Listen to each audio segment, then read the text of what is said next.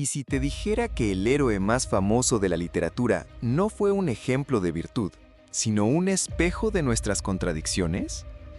Hoy en Tixel Literario desnudamos el alma de Odiseo, no para celebrar su gloria, sino para cuestionarla. La Odisea, el precio de volver a casa. Durante 10 años, Odiseo combatió en una guerra absurda, desatada por el orgullo de hombres y la vanidad de dioses. Fue uno de los ingeniosos artífices de la caída de Troya, y por eso, se diría, merecía la gloria eterna. Pero su verdadero castigo comenzó cuando la guerra terminó. El héroe griego no emprendió un regreso, sino una condena, un viaje interminable entre islas, monstruos y espejismos. No fue la distancia lo que lo detuvo, sino el peso de sus propios errores, de sus elecciones y la risa cruel de los dioses que lo usaban como ficha en su juego caprichoso. Odiseo no es invencible, es humano, y por eso cada paso de su camino está marcado por la duda, por el engaño, por la prueba que no solo desafía su cuerpo, sino su alma. Primero fue el cíclope Polifemo, el monstruo brutal al que cegó con astucia, pero cuya maldición desató la furia de Poseidón. No bastaba con vencer, había que pagar por cada victoria, porque en la Odisea, la inteligencia no es redención, es deuda.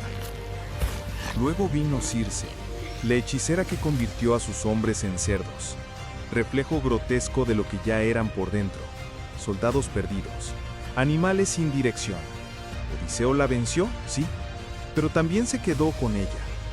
Un año entero, porque a veces el héroe también se cansa de fingir que quiere volver.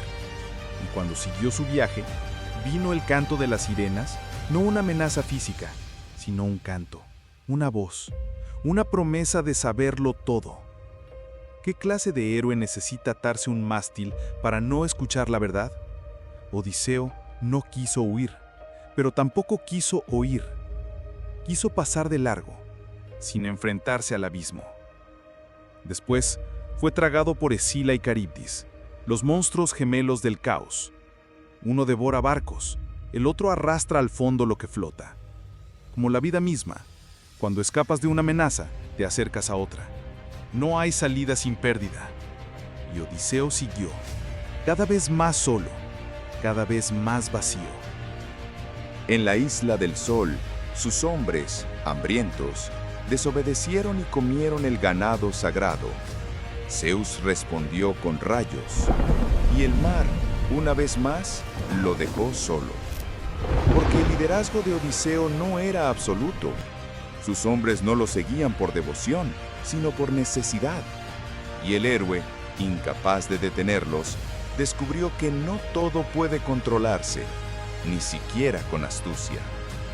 Después, Calipso, una diosa que le ofreció inmortalidad, placer eterno, olvido. ¿Y él dudó? Claro que dudó. ¿Quién no? Pero eligió partir.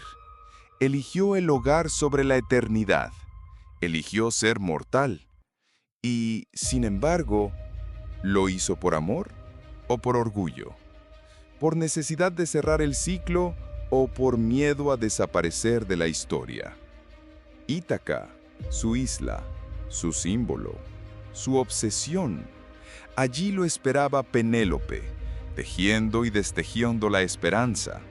Su hijo Telémaco, creciendo con la sombra de un padre ausente. Y los pretendientes, comiendo, bebiendo, violando la paz de su casa. Odiseo volvió, disfrazado, como un mendigo, como una sombra. No se presentó como héroe, se escondió, observó, planeó. Y al final, cuando reveló su identidad, no fue con palabras, sino con violencia. Mató a todos los pretendientes, uno por uno, sin juicio, sin diálogo. Sangre en las columnas, gritos en los patios. ¿Venganza? ¿Justicia? ¿O simplemente una forma de volver a sentirse poderoso? Penélope no corrió a abrazarlo, lo puso a prueba. No confió de inmediato, porque después de 20 años, ¿quién puede amar sin miedo a no reconocer? Odiseo superó la prueba, pero nunca volvió a ser el mismo, porque en realidad nadie lo era. Y entonces, ¿qué es la Odisea? ¿Una historia de regreso? ¿Una lección de resistencia? ¿Un homenaje al ingenio humano? ¿O es una advertencia? Odiseo es admirado, pero también es cuestionable. Engaña, manipula, abandona, miente. Se presenta como héroe, pero a veces actúa como villano.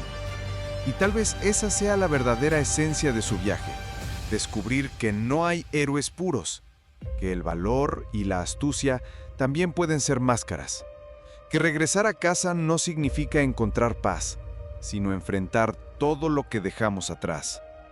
Porque la Odisea no es solo sobre Odiseo, es sobre todos nosotros, sobre cómo sobrevivimos a lo que el mundo espera de nosotros, sobre cómo nos reconstruimos después de la guerra, después del dolor, después del silencio. Y tal vez Ítaca nunca fue un lugar. Tal vez Ítaca era la oportunidad de volver a ser humanos. Volver a casa es también aprender a habitarse. Si este viaje interior te removió más de lo que esperabas, suscríbete a Pixel Literario.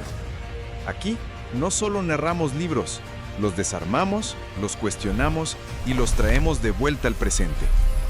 Tu próxima historia empieza ahora.